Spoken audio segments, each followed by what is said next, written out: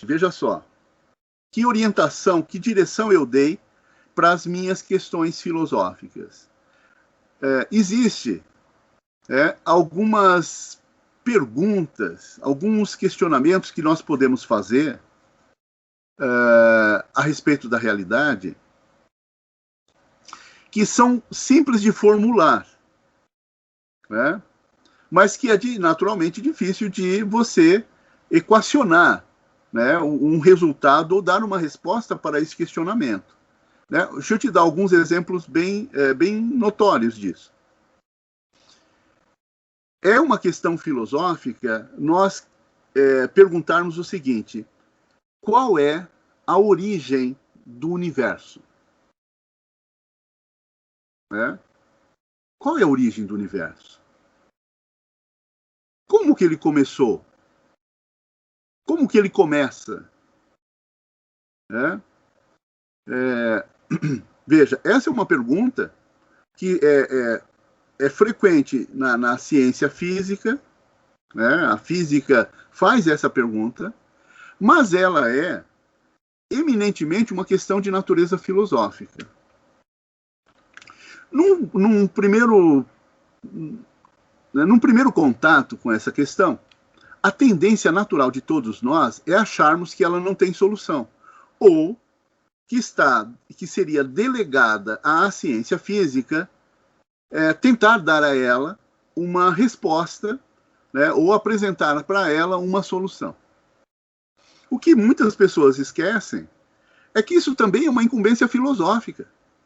O filósofo também tem que dar conta dessa questão. É claro que não nos mesmos moldes e na mesma configuração das respostas de natureza física. Mas, como a questão é extremamente profunda, que é a decisão pela origem do universo, né, afinal de contas, como que começou todas as coisas, como que todas as coisas começam, a resposta filosófica necessariamente é de natureza metafísica. E eu, pessoalmente, tentei apresentar uma resposta para esse questionamento. Ou seja, qual é a origem do universo? Né? E ao pensar numa solução para essa pergunta, para essa questão, eu fui espontaneamente me conduzindo para uma dimensão da realidade de natureza puramente metafísica, e ao mesmo tempo as soluções que eu apresentava para este questionamento me conduziam, me levavam a tomar muito mais consciência da própria realidade. A realidade se transformou completamente para mim a partir do momento que eu fui desenvolvendo a minha teoria a respeito da origem do universo. A minha teoria filosófica a respeito da origem do universo. É comum e é natural, né, que qualquer indivíduo que ouça esse tipo de pretensão, né, que isso é exagerado, que isso é inadequado. Pode até ser para os olhos comuns, mas não é para os olhos filosóficos. A filosofia lida com esse tipo de questão e ela deve dar conta desse tipo de questão. Né? E eu não fugi a essa necessidade. Eu encarei o problema e procurei apresentar para ele uma solução. Né? Ou seja, e esse tipo de questionamento, né, representa boa parte de tudo aquilo que eu acabei desenvolvendo como teoria filosófica. Né? Boa parte da minha teorização está baseada na tentativa de estabelecer uma fundamentação metafísica, portanto, que dê conta de explicar a origem do universo. Bom, eu vou tentar, né, de maneira simplificada, né, apresentar para você, né, a solução ou o encaminhamento que eu dei à questão. Né? Veja, a primeira coisa é a seguinte, veja só. Vamos pensar na própria pergunta, tá? Qual é a origem do universo? Vamos olhar essa pergunta. Bom, e a gente vai perceber inicialmente que é uma pergunta. Mas o que é uma pergunta? Uma pergunta é uma formulação de um questionamento dentro do âmbito do pensamento. Ou seja, só o pensamento é capaz de formular perguntas, né, de estabelecer dúvidas a respeito de algo. Bom, então eu estabeleço, né, de antemão uma dúvida, um questionamento sobre como que o pensamento elabora perguntas. A pergunta é uma dimensão do exercício do pensamento. E o que é que envolve uma pergunta? Bom, primeiro é o seguinte: toda pergunta, obviamente, precisa que o indivíduo se coloque numa situação tal que o distancie, coloque numa perspectiva que torne claro, torne lúcido a possibilidade da própria pergunta. Deixa eu tentar esclarecer isso. Quando você formula uma pergunta, é preciso e é admissível que tenha alguma coisa que é ansiada como resposta para a pergunta, né, que de alguma maneira interessa a quem está formulando a pergunta e, portanto, interessa ao próprio pensamento. Né? Veja, quando nós analisamos efetivamente uma pergunta, ela é algo muito interessante nós observarmos o seguinte, que, independentemente da nossa condição, a pergunta nos instala, nos coloca num âmbito e numa dimensão extremamente profunda de questionamento, né? de busca de resposta. Né? Um exemplo bem claro disso é essa pergunta: qual é a origem do universo? Veja só, quando nós formulamos essa pergunta, onde que nós estamos nos colocando? Em que dimensão nós estamos nos instalando a ponto de tecer uma consideração, de formular um questionamento tão abrangente, tão decisivo, tão compreensivo da realidade? Veja, só a mera capacidade, a mera possibilidade de formular um questionamento tão abrangente, né, que é tão compreensivo, já dá alguns indicativos das características do próprio pensamento ao formular determinadas questões. Né? Veja, quando eu me pergunto pela origem do universo, né, eu estou, ou nós estamos, ao fazer isso, nos colocando fora do universo, ou tentando nos colocar numa dimensão tal que nos permita verificar a origem de toda a estrutura da realidade. Veja que coisa interessante. Como a pergunta tem um poder de nos elevar, de nos conduzir a dimensões de realidade, né, que nos separa da própria realidade, né, que nos distancia da própria realidade. Diga. A pergunta, quando ela nasce juntamente à nossa capacidade de compreender a resposta, ou seja, já é um indicativo de que a nossa capacidade de compreensão se expandiu, porque aquela pergunta não havia antes, agora há. Então, só o fato de ter havido a possibilidade de formular a pergunta, isso significa que a gente vai conseguir compreender a resposta, se é encontrá-la? Sim, sim. Vamos compreender nos limites da nossa capacidade, mas parece que nascem unidas, pergunta e resposta. A pergunta você encontra num primeiro momento e depois você sai em busca da resposta. Da resposta. Então, veja, só o fato de poder formular a pergunta já está subjacente à possibilidade de obter para ela uma possível resposta.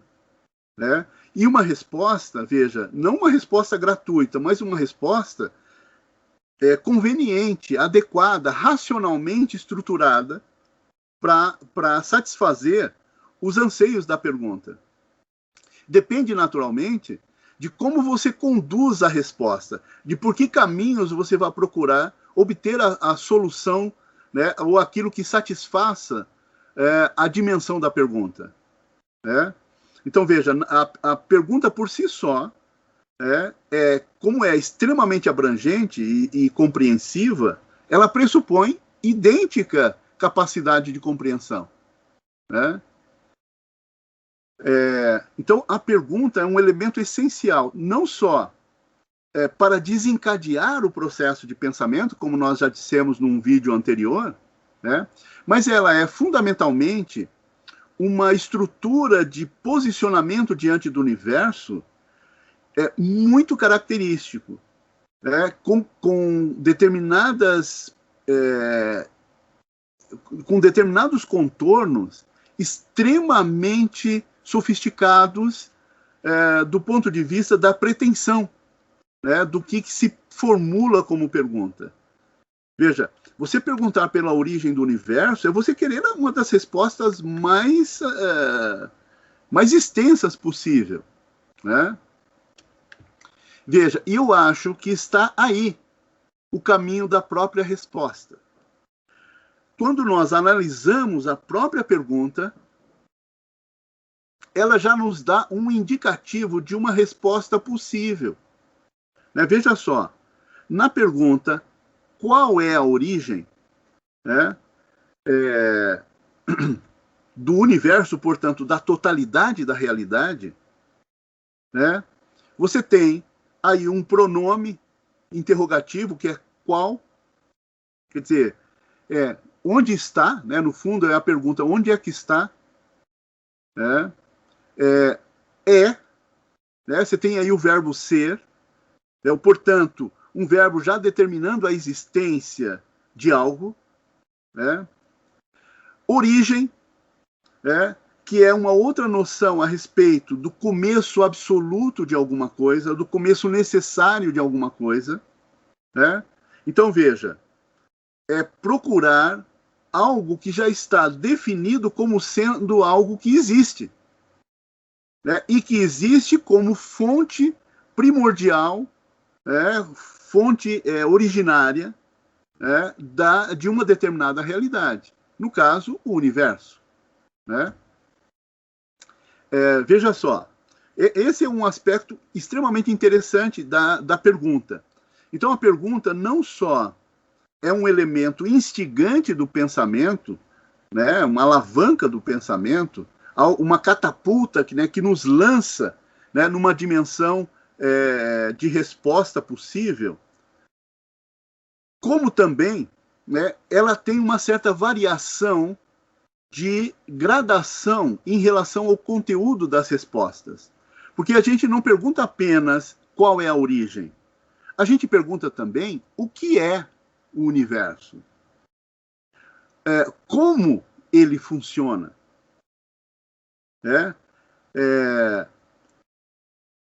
De que maneira, né, se processa os acontecimentos da realidade. Né? Veja, são todas outras perguntas que se concatenam, elas se completam, se complementam, né, em relação à pergunta originária a respeito da fonte de todo o universo. Né? Então, veja, um encaminhamento possível para uma solução filosófica da questão está, em primeiro lugar, em observar a própria pergunta em si.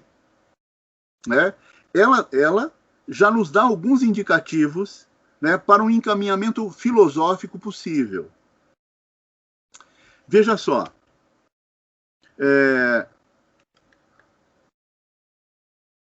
A pergunta está ligada à resposta. Né? A resposta, veja, a palavra etimologicamente é literalmente a coisa apresentada. Res, a coisa posta. Né? Ou seja, colocada aí diante de você, né? A coisa apresentada. Qual é a característica das respostas que nós procuramos com as nossas perguntas? Primeiro, ficando claro que a pergunta tem dimensões absolutamente extraordinárias, do ponto de vista das suas pretensões. A questão é, como que uma resposta pode satisfazer a uma pergunta? Ora, a característica aparentemente necessária da resposta é que ela tenha uma estruturação racional. Ou seja, ela deve ser de tal ordem, de tal natureza, que ela apresente claramente todos os passos de encadeamento racional que permita a efetiva compreensão, do seu resultado como resposta. Ou seja, não é qualquer resposta que satisfaz a uma pergunta. E em especial, uma pergunta filosófica. A resposta filosófica, ela tem que ter determinadas características de racionalidade para que possa ser compreendida. Veja, está, portanto, por trás da resposta a necessidade da compreensão. E aí, veja, não dá para falar de resposta a uma pergunta sem falar da própria compreensão da resposta. Veja, o que é compreender? A que nos remete esse conceito, essa ideia? A palavra compreender, literalmente, é prender junto, compreender, prender com você, compreender. A compreensão é também a ideia de você poder abarcar alguma coisa, no sentido de abraçar alguma coisa, mas abraçar com o seu pensamento, abraçar com as suas ideias, com os seus conceitos.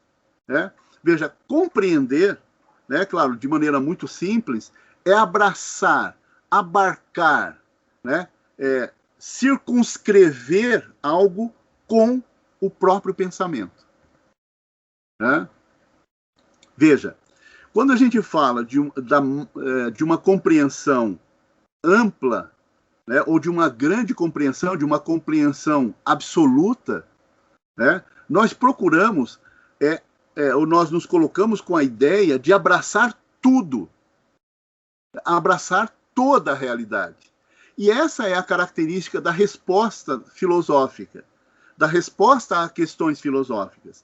Da mesma maneira que ela nos coloca numa dimensão que procura uma ampla compreensão, obviamente, a compreensão será de acordo com a própria pergunta. A característica da compreensão é abraçar com o pensamento. Mas o que significa abraçar com o pensamento? Significa estabelecer uma estrutura lógica, uma estrutura racional, de encadeamento e harmonia entre todos os elementos que são apresentados como resposta. E, portanto, na própria resposta já há a necessidade absoluta de que haja uma fundamentação necessária de todos os elementos que vão participar e compor a resposta. Então, a própria resposta já pressupõe a solução de questionamentos de natureza filosófica ou de natureza metafísica. Não dá para apresentar uma resposta filosófica ou uma resposta compreensiva da realidade sem que essa resposta, por si só, já apresente ou se incumba de apresentar as bases sobre as quais ela está estruturada, ela está fundamentada. E, necessariamente, essas bases serão de natureza metafísica. E veja só, vamos dar alguns passos além. Como as respostas precisam de uma estruturação racional, é preciso que nós perguntemos, e essa estruturação racional é a condição para a aceitação da própria resposta como algo válido para a pergunta. Né? É preciso que nós olhemos para a resposta buscando no próprio pensamento o conteúdo daquilo que é colocado para explicar a realidade. O conteúdo da resposta. Veja, aí aparece um outro elemento. A resposta é, no fundo, uma explicação. Né? E o que é explicar alguma coisa? Como é que nós explicamos as coisas? Bom, eu vou recorrer de novo à etimologia da palavra, só para dar uma ideia. Veja só, e ela é muito bonita, inclusive, essa concepção. Veja só. Em latim, plicar é dobrar. Então, por exemplo, quando você pega uma folha de papel e dobra, você fez uma plicação. Você plicou a folha. Você criou uma dobra. E o que significa isso, quando você plica? A parte interna, já que, imagine que haja uma figura nessa folha de papel. Quando você dobra ela, você esconde a figura. A figura se oculta a partir da dobra. Ora, se você dobrar novamente essa mesma folha de papel, numa segunda vez, você estará ocultando ainda mais aquela figura que aparece na página, nessa folha inicial. E à medida que você vai dobrando o papel, você vai ocultando cada vez mais essa figura. Você vai prolongando a dificuldade, aumentando a dificuldade de reconhecer o conteúdo da imagem que está ali presente na folha. Veja só. Em latim, quando você acumula ações, os latinos usavam a preposição com. Com. Complicar. Complicar é acumular dobras. Uma coisa complicada é uma coisa bastante oculta, bastante dobrada, que precisa, ou bastante amassada, porque quando você amassa o papel também, você cria dificuldade de desdobramento, de apresentação, de exposição das dobras. Veja, explicar é retirar as dobras, ou seja, é desocultar aquilo que está oculto. É você tirar todas as dobras que permita que você veja efetivamente a condição original dessa imagem que estaria num determinado papel. Isso por analogia. Então, veja, explicar é tirar a dobra. Complicar é estabelecer dobras, é realizar dobras. Veja, bom, tem outras palavras que é interessante, que são derivadas disso. Por exemplo, duplicar é fazer duas dobras. Triplicar, quadruplicar é você enumerar o número de dobras que você está fazendo. Por exemplo, replicar. Veja, quando você dobra de um lado, eu chego e dobro do outro. Ou seja, eu replico, mas do lado contrário. Então, a réplica é uma resposta a uma dobra, mas é uma resposta contrária. Então, você tem aí algumas palavras que revelam um encaminhamento de pensamento possível para essa questão da resposta. No fundo, o que é uma resposta? É uma explicação. E o que é uma explicação?